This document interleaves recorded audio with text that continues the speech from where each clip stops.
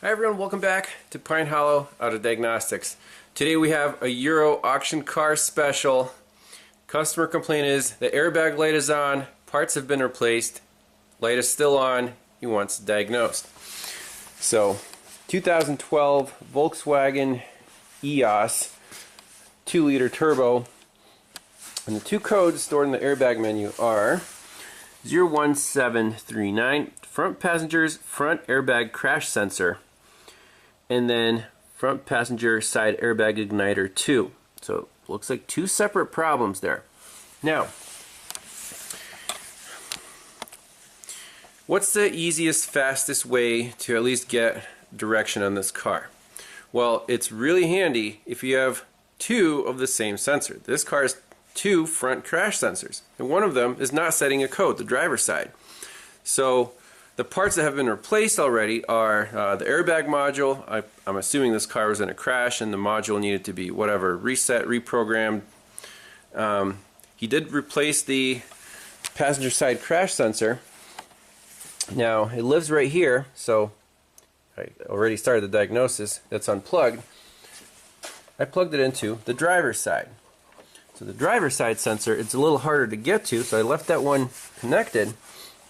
And basically I want to see if this sensor, the replacement sensor from the passenger side, if we plug it into the driver's side and it doesn't set a code, that means this sensor is good. You want to get that out of the way. And you know, same code. So that's unplugged. The replacement sensor is plugged into the driver's side harness, and the driver's side crash sensor code did not set. So okay. It looks like either a wiring problem or a module problem. Now, without knowing anything about the system, there are two wire sensors. How do we determine what's no good, what's bad? Wiring diagram. So wiring diagram, there are 4 crash sensors total, and front passenger's frontal airbag and the driver's front airbag. There are 2 wire sensors, and the wires all go to the airbag control module under front of center console. Okay. So, but we don't know what's the signal, if there's a ground, if there's a constant power, what's going on. Scope to the rescue. So, I have 4 channels. The blue and the red are on the yellow and brown wires respectively on the driver's side. The yellow and green channels are, let's see, the green channels on the blue wire, the yellow channels on the brown wire. So now we can see what the signals are with the sensors plugged in and with the sensors unplugged. So let me turn the key on. So this is no good on the driver's side. The blue and the red traces.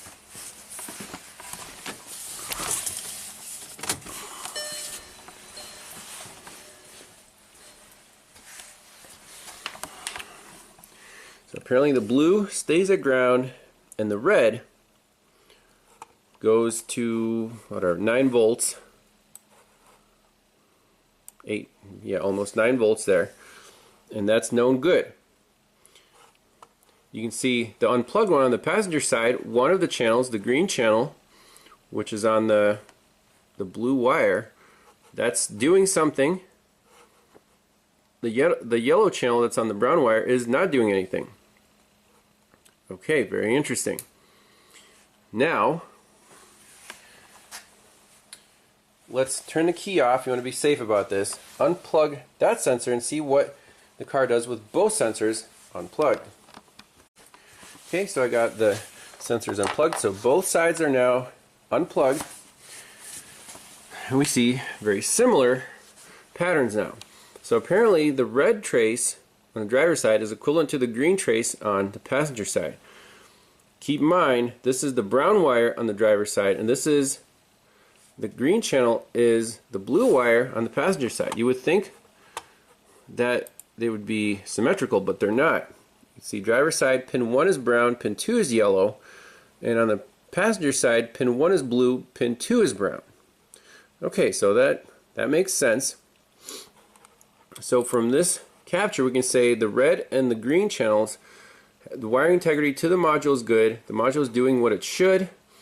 Now the question is the blue and the yellow traces.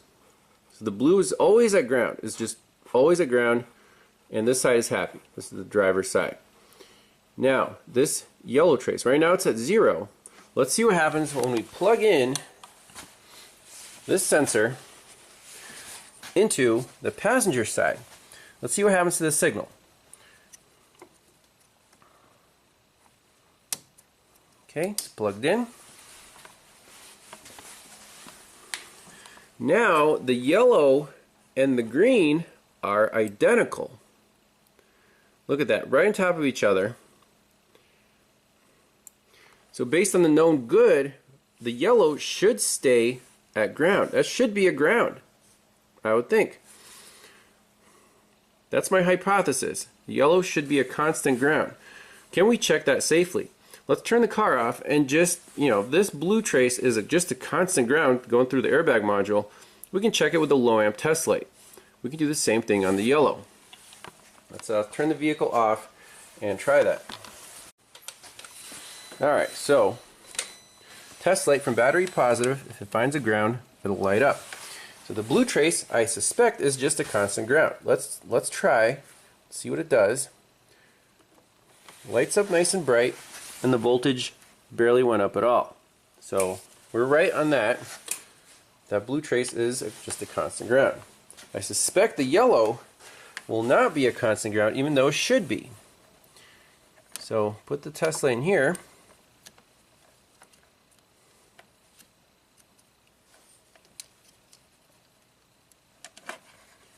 It's dim, and look,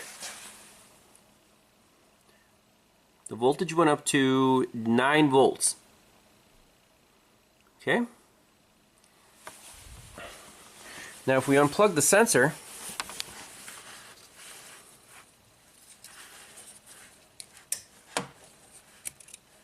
look, the test light went out. Now our yellow trace is at battery voltage, 13.5. Charger's on there, and the green goes to 0. So right off the bat, the diagnosis is we're missing a ground on the passenger side sensor. The yellow trace, the which wire was it? The brown wire on this side is supposed to be a constant ground. It is not, and it goes right to the airbag module. So again, is it a broken wire, or is the airbag module, is the ground data at the module? We have to go to the module. We could get rid of this code by just attaching a ground to, bypassing that ground basically. But is that the right way to do it? Yeah, I don't think so, especially with airbag stuff. If it goes to the module, we need to repair it the right way. Well, looks like we took the right step in the diagnostic process. See if you guys can catch this on camera. What do we see with these pins? Wah, wah, wah, wah, wah, wah. Bent pins on the module. Congratulations. I can see why, because this is a pain in the ass to access. We have to remove this module. I mean, some of those pins are completely messed up. Like, the plastic is kind of broken. They really botched this installation job.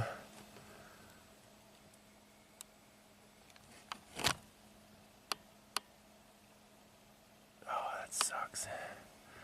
Well, diagnosed it. Now I'm going to call the customer and see if they want me to go after this thing. I think I can take off this plastic, get this module out, straighten out all the pins, check the connector. It's going to be at least another hour of labor. Alright, just spoke to the customer, gave him an estimate.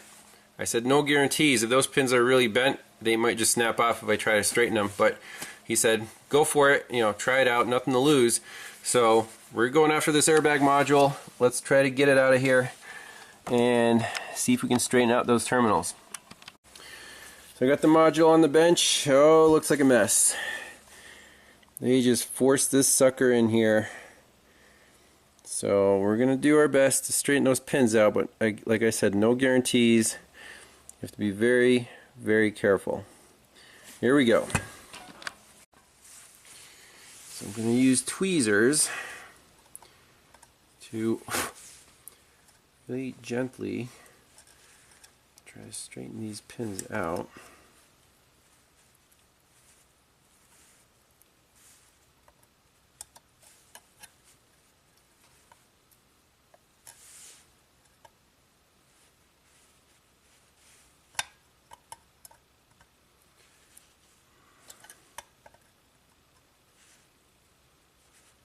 So the method is pretty self-explanatory.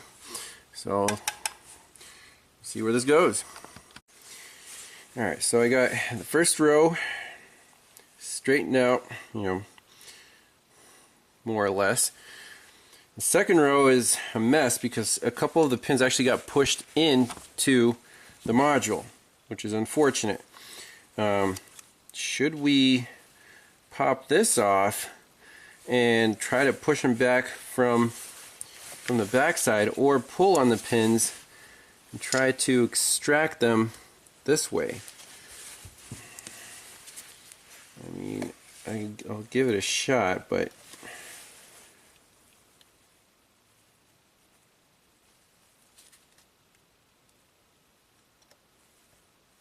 I think that one came up.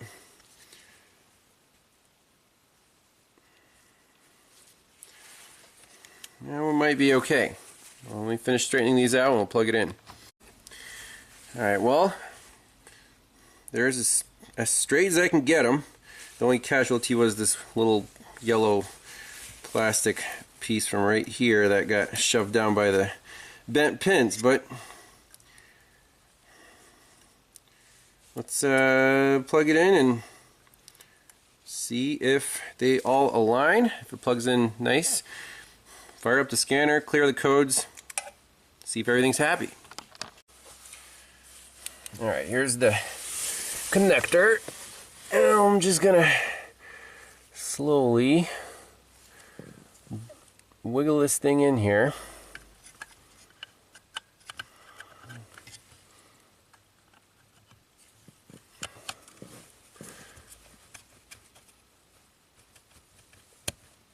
Okay.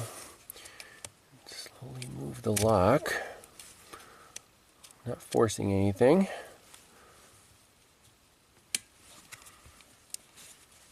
Seems to be pretty happy there.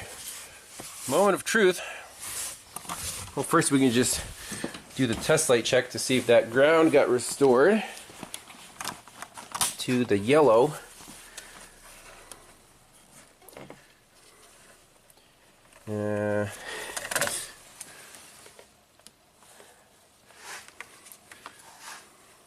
So let's see here.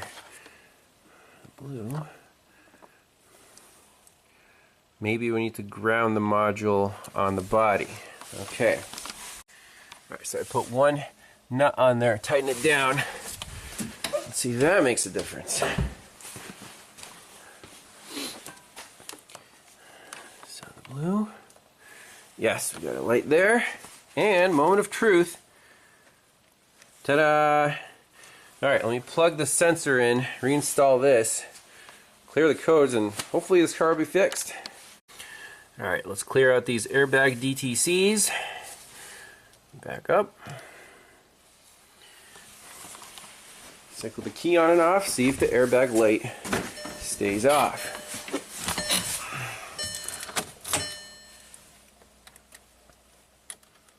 Okay, let it simmer.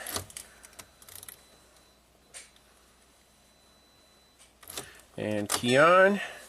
There's the airbag light. Will it go out? It's out. And I think it's happy. Let's scan the codes for one more time.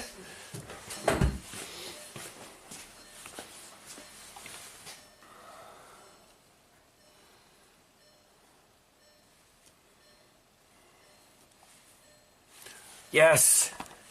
Killed two birds with one stone there. It was all due to the bent pins on the bulk connector. So it wasn't hard to plug in. Maybe they tried to plug it in when the module was installed, which would be nearly impossible. You gotta take the module out and then do the connection, you know, in and out. Perfect. Now this car also has a check engine light. It doesn't run very well. I'm not sure if the customer is concerned about that at the moment. If he is, we'll do a part 2. But if not, thanks a lot for watching. We'll see you next time. Remember, no parts required. Even on Euro stuff, sometimes you get lucky. Take care. Bye-bye.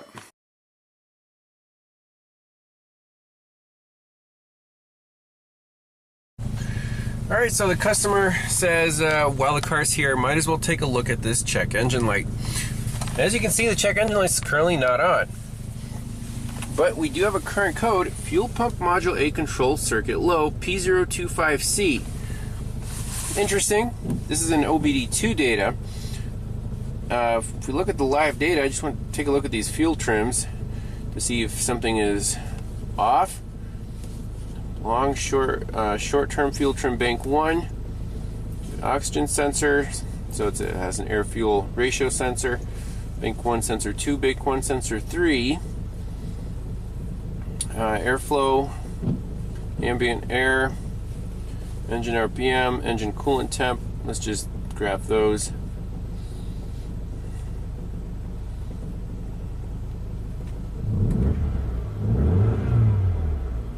Seems to rev up okay.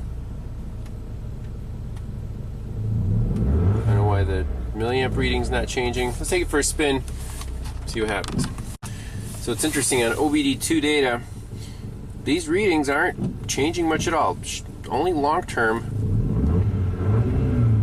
is doing anything, you know, being active. So I don't know if this is how it just reports it. I want to clear the code and see if it comes back. I can read freeze frame just for kicks.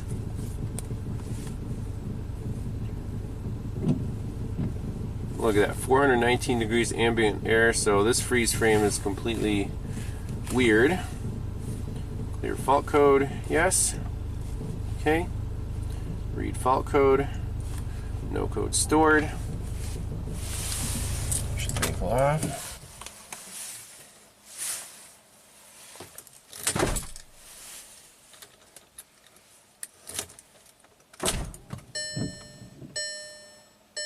There's a check engine light right there, so it works. Service now. I can't really drive it too far because he doesn't have plates on it yet, so if the check engine light stays off, then I'll just tell him to pick it up.